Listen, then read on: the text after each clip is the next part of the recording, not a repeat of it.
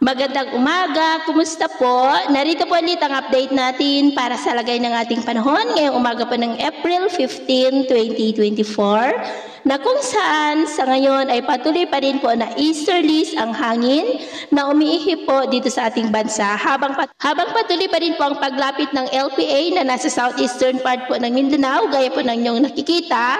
At ito naman ay pinapakita ng forecast model na atin pong ginagamit hanggang po sa susunod na 2 linggo.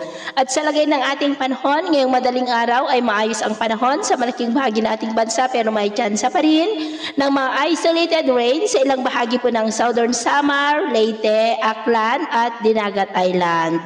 At mamaya po ay sisikat ang araw sa malaking bahagi ng ating bansa, mainit at malinsangan muli ang panahon.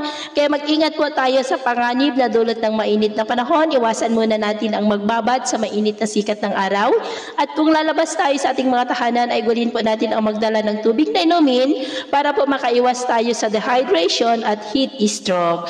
Pero sa kabila ng mainit na panahon ay may tsansa pa rin ng maulap na kalangitan with isolated rain sa ilang bahagi ng Northern Palawan, Cebu, Tacloban, Southern Samar, Dinagat Island. At mamayang hapon, patuloy pa rin ang mainit at maalinsangan na panahon sa malaking bahagi ng ating bansa pero may tsansa pa rin ng maulap na kalangitan with isolated rain sa ilang bahagi ng Pagudpod, ilang bahagi ng Samar, Northern Leyte, at dyan po sa ilang bahagi ng Sulu Archipelago. At sa atin naman po mga baybayin, wala naman po tayong nakataas na anumang gale warning signals, pero iba yung pag-iingat lamang po kung papalaod tayo para mas makaiwas sa mga sakunang pangkaragatan.